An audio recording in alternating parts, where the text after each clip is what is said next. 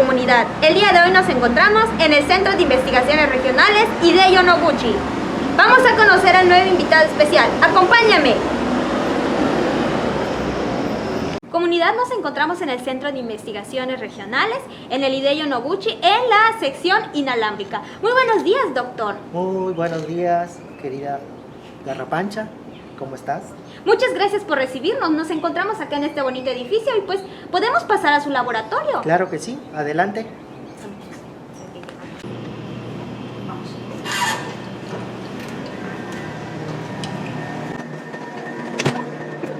Comunidad, nos encontramos con el doctor Irving May. El doctor trabaja en ecología química y neurofisiología de los insectos y vectores. Mucho gusto, doctor. Mucho gusto, estimada Garrapancha. Efectivamente, actualmente trabajo con toda la parte de la ecología química, trabajo con la neurofisiología de los insectos, con diferentes vectores, ya sea de importancia médica, agrícola o veterinaria. Principalmente tratamos de identificar cuáles son esos olores que a los insectos les gusta para que lleven a cabo un comportamiento. Doctor, le agradecemos su presencia en el canal. Como primera pregunta le quisiéramos decir, ¿qué estudia la ecología química? Ok, mira, la ecología química es una ciencia que ya ha sido desarrollada por mucho tiempo. Sin embargo, en la actualidad está surgiendo esta ciencia como una herramienta importante, pues para poder determinar cómo se lleva a cabo la comunicación entre diferentes organismos en el ambiente. Como por ejemplo, por qué un mosquito llega y pica al humano, o por qué una garrapata llega y pica a un perro, o por ejemplo, por qué las abejas llegan a polinizar ciertas plantas o ciertas flores y no necesariamente son muy específicas a ese tipo de planta o a ese tipo de animal o a ese tipo de humano. Eso es lo que nosotros tratamos de estudiar, y justamente la ecología química se encarga de analizar esas interacciones, es decir, que cómo el insecto capta esa información del olor de su hospedero, en este caso puede ser un tlacuache, un perrito, el humano, y al final cómo se desencadena esa comunicación para llegar justamente a ese hospedero. Oh, doctor, y como tal, ¿cuáles son estos modelos que estudia? ¿Son los insectos? Efectivamente, trabajamos con insectos y artrópodos también. Actualmente la línea de investigación que yo estoy realizando es con un vector de importancia médica, que son las chinches, los triatominos.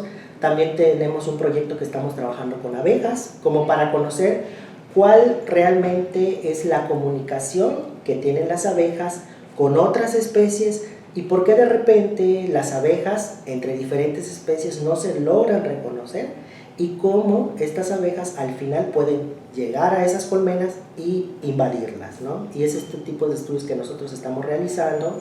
Trabajamos con mosquitos, trabajamos con garrapatas.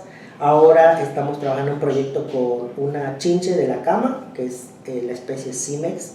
Entonces, trabajamos con varios modelos realmente, porque la ecología química en realidad se puede aplicar a cualquier tipo de organismo, ya sea la comunicación que existe entre diferentes plantas, entre un insecto y un animal, entre dos insectos de la misma especie o insectos de diferentes especies. Claro que sí, doctor, por lo que me comenta es muy diverso. Entonces, la importancia de esto, ¿qué es lo que nos puede platicar? Bueno, al final lo que nosotros tratamos de dilucidar o entender más que nada es por qué el insecto logra tener la capacidad de capturar esa información que viene del medio externo, y principalmente son olores, ¿no? Nosotros cuando estamos haciendo ejercicio liberamos ciertos olores, y esos olores de repente son importantes para atraer ciertos insectos, y muchas veces son estos insectos que se alimentan de sangre, como los mosquitos, las chinches, las garrapatas. Entonces, con base a eso, nosotros tratamos de identificar cuáles son esos olores que nosotros emitimos para que el insecto llegue a nosotros. ¡Wow! Eso sí es algo que yo no sabía, con nuestro olor. Por último, doctor, ¿usted cuál es el objetivo de su línea de investigación? Pues nosotros lo que hacemos es integrar toda la información que nosotros tenemos presente, y lo que tratamos de ver es cómo ese olor al final llega al insecto cómo lo procesa el insecto y qué tipo de comportamiento desarrolla el insecto. Como por ejemplo, en esta laminita podemos nosotros observar, ese es el insecto que nosotros trabajamos, que es un insecto de importancia biomédica. Este es un triatomino, la especie que está en Yucatán es Triatoma dimidiata. Entonces, ¿qué hacemos nosotros? Analizamos, por ejemplo, la antena. Acá vemos, por ejemplo, la antena del triatomino. Si nosotros hacemos un zoom a toda la antena, podemos ver que la antena está dividida en 4 segmentos. Y al final, si nosotros queremos saber qué tiene una parte de esa antena, hacemos otro zoom y podemos ver que la antena de un insecto, en este caso un triatomino, está compuesta por diferentes pelitos. Se le conocen como sensilas y que cada una de estas tiene una capacidad de adquirir una información.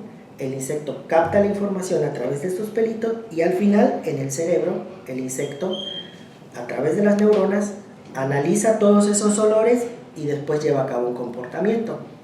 Nosotros, por ejemplo, analizamos la parte de alarma, la parte sexual del insecto y ahora estamos analizando por qué los insectos al percibir el olor de un animal desarrollan un comportamiento de búsqueda del hospedador, es decir, cómo procesa toda esta información en el cerebro. Entonces estamos trabajando a nivel de la antena y también estamos trabajando con el cerebro del insecto, tratando de entender cómo las neuronas se conectan para poder llevar a cabo una respuesta en el insecto. Por otro lado, el insecto que nosotros estamos trabajando, acá estamos viendo que este insecto es el que transmite la enfermedad de Chagas, es decir, el parásito Trypanosoma cruzi. Este insecto tiene varios procesos de muda, es decir, que va cambiando con el ciclo de vida, pero todos estos siempre se van a alimentar de sangre y es ahí por la importancia que tiene este insecto, porque además de que todo el tiempo se está alimentando de sangre de cualquier hospedero, incluido el humano, pues es cuando puede transmitir el parásito. ¿Y cómo transmite el parásito? El insecto cuando se está alimentando defeca y en las heces es donde se encuentra el parásito y nosotros al momento de que nos rascamos porque nos da urticaria las heces, se introduce el parásito y es ahí cuando se lleva a cabo todo el proceso de la enfermedad, que en este momento se conoce como enfermedad de Chagas y que es una enfermedad muy importante porque entra dentro de las enfermedades tropicales desatendidas. Y más o menos el tamaño del insecto es de 3 centímetros de largo por 1 centímetro de ancho. Esto es muy pequeñito y mucha gente no lo reconoce. Y es ahí cuando también tiene una importancia este insecto a nivel social y cultural, ¿no? En las poblaciones en Yucatán. Doctor, por todo lo que me comenta, tiene una gran diversidad todo lo que usted aplica en su línea de investigación, desde los bichitos, de los animalitos y más que nada esto que no sabíamos del olor que nos comenta. Entonces, como tal, ¿cómo huelen los insectos?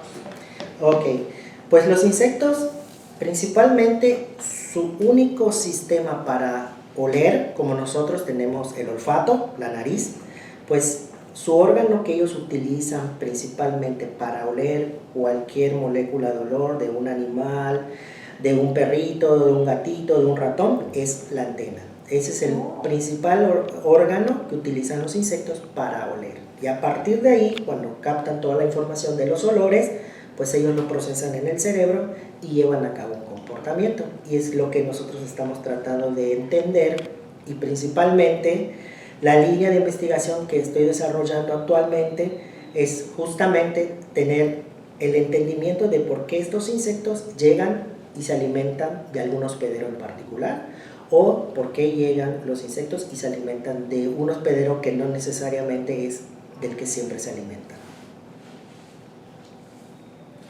Doctor, muy interesante todo lo que nos comenta y sobre todo la importancia de esta enfermedad que es incluso considerada tropical, justo las olvidadas.